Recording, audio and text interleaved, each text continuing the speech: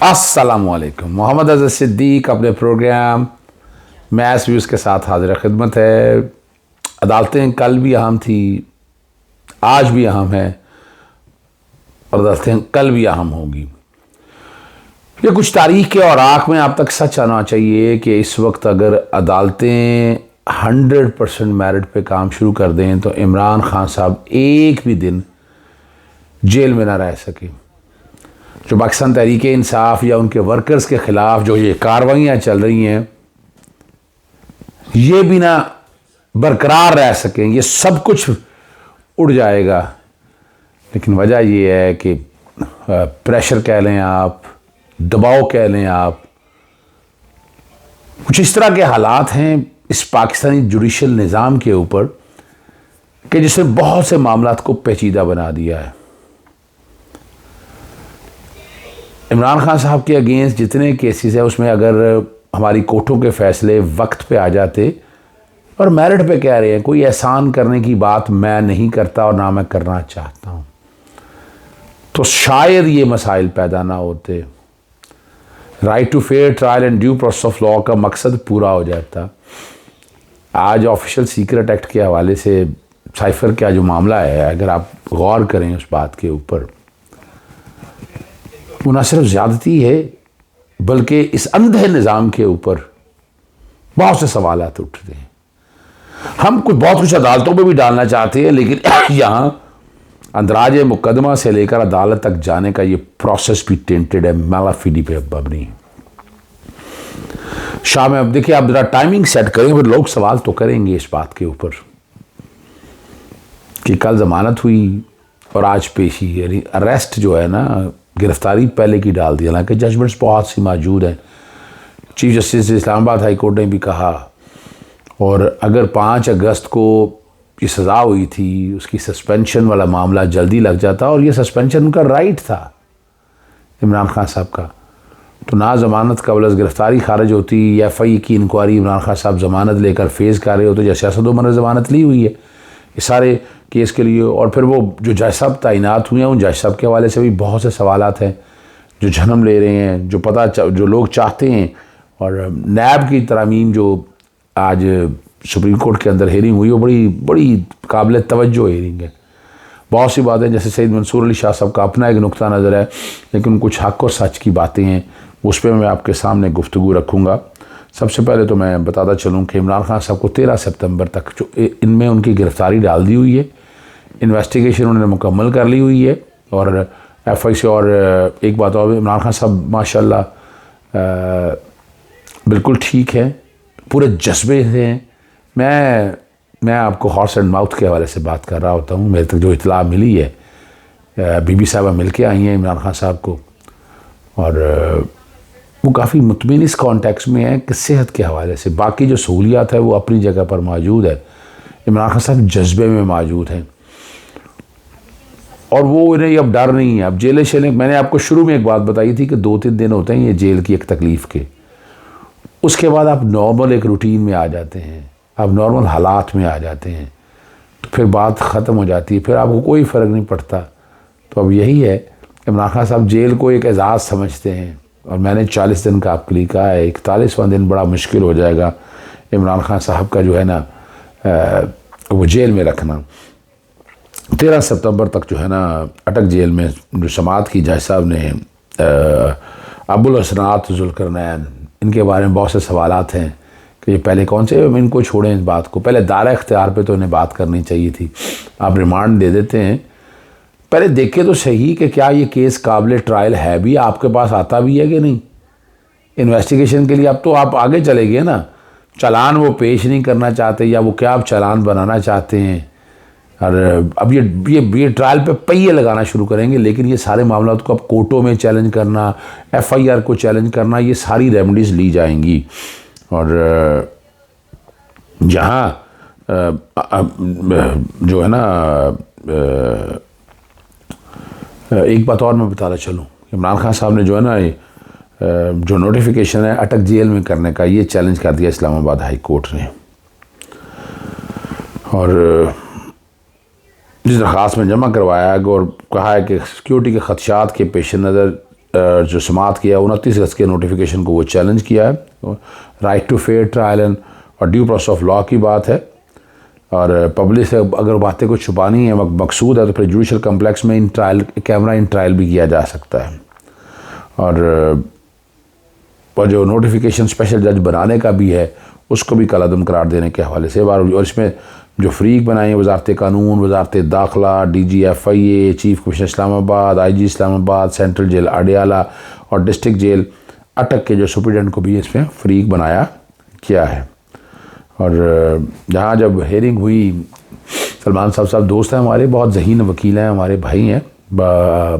पाकिस्तान में जब कई केसेस में इकट्ठे हम पेश होते रहे हैं, और 14 दिन की वो तौसीक किया उन्होंने, और उन्होंने कहा कि साबका वज़ीर-ए-आज़म के ख़िलाफ़ ये जो कार्रवाई है ये काबिल मज़म्मत है। 15 रोज़ कबल ही गिरफ्तारी डाल देगी, या 14 रोज़ का कहना है रिमांड नहीं। अब देखे जब फैसला जब इस्लामाबाद हाई कोर्ट का आया है और उससे पहले 14 दिन, ये सवाल तो पैदा होता है ना जी, ये वाला वरना ये चीज़ पहले भी आ सकती थी ना।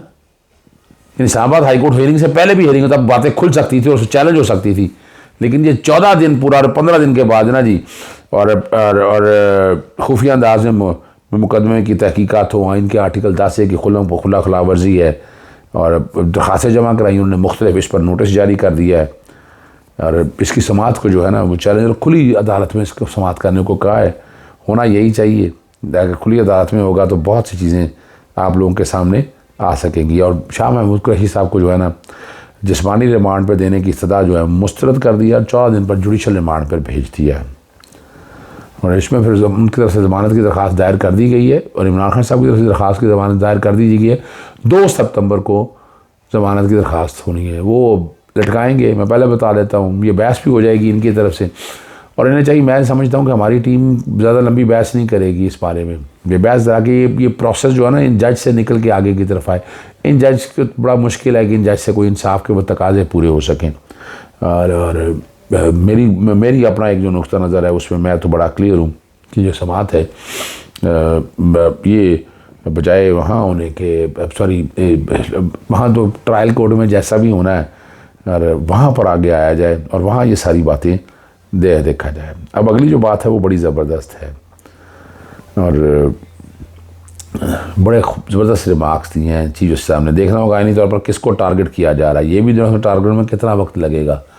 यानी ये बड़ी कमाल की बात जो है नैब के कॉन्टेक्स्ट में है, जो नैब की तरमीम के हवाले से जो बात सामने आई है, और उसमें बहुत से अंदर कैसे रखा जा सकता है। अब इसमें बहुत सी बातें हैं, मैं चाहूँगा वो सारी तफसीलात मैं आपके साथ पहले बताता चलूँ। चीफ जस्टिस उमर अता बिंदयाल साहब हेड कर रहे हैं, जस्टिस एजाजुल एहसन है, और जस्टिस सईद मंसूर अली शाह हैं।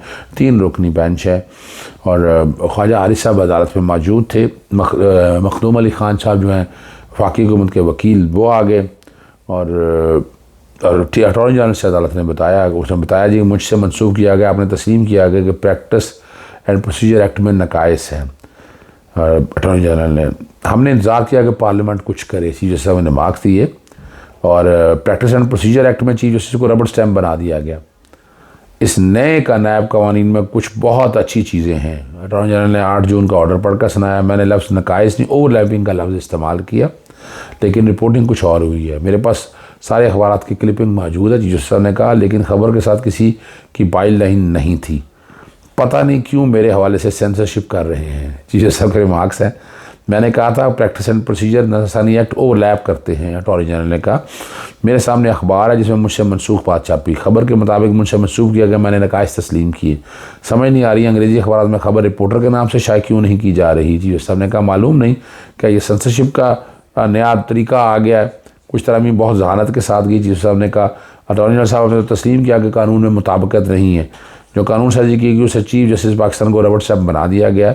हमने देखा कि अगस्त में पार्लियामेंट कानून साजी के लिए बहुत मुतारिक थी। ये बड़ी ज़बरदस्त बात है। प्रैक्टिस एंड प्रोसीजर और रिव्यू एक्ट पर नरसानी तरजीहात में नहीं थी।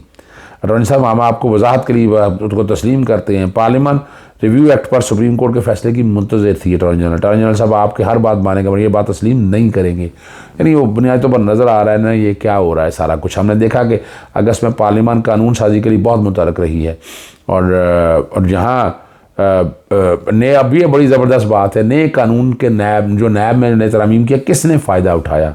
फहरिस्त तलब का, ये बड़ी मज़ेदार बात है। और नए तरामीम के बाद कितने केसेस अदालतों से वापस हुए ये भी फहरिस्त फराहम कीजिए। एक फहरिस्त नबा जमा करा चुका लेकिन उसे मज़ीद अपडेट करके जमा करवाया जाए। नए नायब कवानीन में कौन सी ऐसी पुरानी शिकायत थी जिन्हें ख़त्म नहीं किया गया, बाकी मसला। नए नायब कवानीन में कितनी अच्छी चीज़ें हैं, बहुत है। और कई लोगों ने बगैर जुर्म जेलें काटी। हमने देखना कि नए कानून से किसने फ़ायदा उठाया है। और यहाँ बस बात आप तक करने चले, इमरान खान साहब को गिराने लगे हुए हैं। इमरान खान साहब इतनी आसानी से गिरने वाले नहीं। एस्टैब्लिशमेंट पूरा जोर लगा रही है और साथ साथ प्रोजेक्ट तकरीबन जो है ना जी कंप्लीट हो गया हुआ है ना जी बात होते हुए। तो इमरान रियाज की अब बाजियाबी किसी कंप्रोमाइज़ का नहीं कि आप कह सकते। कुछ लोग उनके ऐसी बातें उठाते हैं। अल्लाह ताला का शुक्र है वो आ जाएंगे और अगर ख़ुद ही सामने सच बता देंगे तो ज़्यादा मुनासिब है। हमें एक दूसरे पे क्यास रहियों में नहीं चलना चाहिए, लेकिन ये केस मजबूती से लड़ना चाहिए था।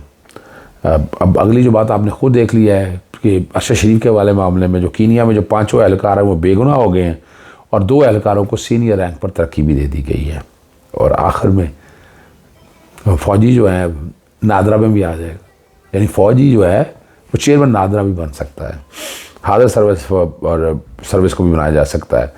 डेपुटेशन या और अफसर को तैनात भी किया जा सकता है। अब ये नादरा ही में क्यों लगाया जा रहा है ये समझने वाली बात है। अच्छा, आखिर में एक बात बड़ी अहम रह गई है। फराज शहजादी के ख़िलाफ़ कोई केस नहीं बन रहा और तारीख़ी तौर पर उनके मुलाजिम अहमद मंसूर जो हैं अकाउंटेंट, छोटी ईद से उठाया उन्हें और फिर वकील तो मेरी दफ्तर की टीम पूरी है, इस सारे मामले को देखती है। लेकिन 3 अगस्त को जो है ना एंटी करप्शन, मेरे पास सबूत हैं इस बात के, मेरे पास सबूत हैं इस बात के अहमद मंसूर की, कि अहमद मंसूर के वालिद को कहते हैं कि हम आपका बच्चा दे देते हैं, आप अज़हर सिद्दीक़ के दफ्तर को रब्ता ना कीजिएगा। और एक और वकील वो बैकग्राउंड पे कुछ कागज़ मैं चला रहा हूँ कि एक और वकील साहब ने 3 अगस्त को दरख्वास्त दायर की और कहा गया कि इन्वेस्टिगेशन ज्वाइन नहीं कर रहे। पता ही कोई नहीं है, पता नहीं कहाँ से बरामद हो गया, किसी जगह रिकवरी नहीं, FIR अपनी जगह पर मौजूद है। और 7 अगस्त को पेश हुआ, एंटी करप्शन ने जवाब जमा कराया कि जनाब ये फराज शहजादी के अगेंस्ट चल रहा है, कोई करप्शन के पैसे लिए हैं और ये जो है ना ये इन्वेस्टिगेशन ज्वाइन नहीं कर रहा, हमें इसकी गिरफ्तारी मतलूब नहीं है। हाज़ रब को हाज़िर नाज़िर जान के सच बताया करें। जान देनी है एंटी करप्शन वालों ने, बाकी लोगों ने भी। इस तरह झूठा फ्रेम में इमरान खान साहब को इनडायरेक्ट तरीके से अब फंसाने की कोशिश कर रहे हैं। कोई ताल्लुक़ नहीं है इमरान खान का इस सारे मसले से। मैं ऐसे नहीं बात कर रहा, मैं पूरी तहकीक के साथ ये बात कर रहा हूँ। अच्छा, फिर 7 तारीख को अदालत में बयान दे के आ गया। 7 तारीख को फिर उस बंदे को, मेरे दफ्तर के एसोसिएट जो वहाँ जाते रहे हैं, मैं तो पता आपको UK में हूँ, और वहाँ हफ्से बेजा में रखा है इनको अपनी मर्ज़ी का बयान देने का। हम जो बयान लिख के देंगे, बंदा हम आपको देंगे, उसका जिक्र करना है और आपने पूरा प्लॉटिंग सेट करके। और गुज़श्ता रात मुझे फ़ोन भी आया था अहमद मंसूर का। अहमद मंसूर ये उनका जो तो वो सब मुझसे तो सच बताया उसने कि अगवा करके ले गए, कहाँ कहाँ रखा, वो नाम बताए उसने, सारे एक चीज़ सामने रख के बताई उसने। और ये जी मुझसे एक बयान अल्फ़ी लिखवाना चाहते हैं, मुझसे सादा कागज़ पे लिखवा लिया था, झूठा बयान। यानी इतने अरसे रहने के बाद ये गालिबन 23 अगस्त के बाद शायद उनको दोबारा छोड़ा था उन्होंने, और कुछ चीज़ें वो आगे लेकर चल रहे थे। और कमाल की बात बड़ी ज़बरदस्त है, रात उसने पूरे नाम ले दिए, बताया वकील अरेंज करने के लिए, और कह रहा है झूठे है। मैंने कहा झूठे का आप खुद जिम्मेदार होंगे, आपको झूठा बयान नहीं देना चाहिए, इसके कॉन्सिक्वेंस आपके अपने हैं।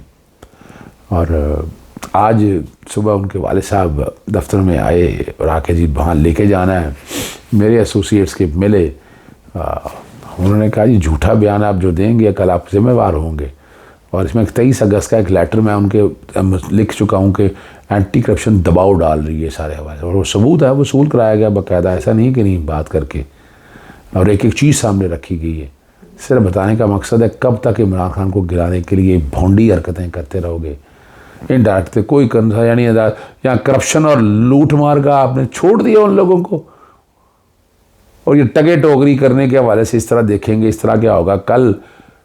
इसकी एक बहुत मैसिव लेवल पे इंक्वायरी होनी चाहिए कि ये इसमें कौन कौन लोग इन्वॉल्व हैं और उनको कटहरे में लाया जाए। इजाज़त चाहता हूँ। अस्सलाम वालेकुम, अल्लाह हाफ़िज़। पाकिस्तान जिंदाबाद।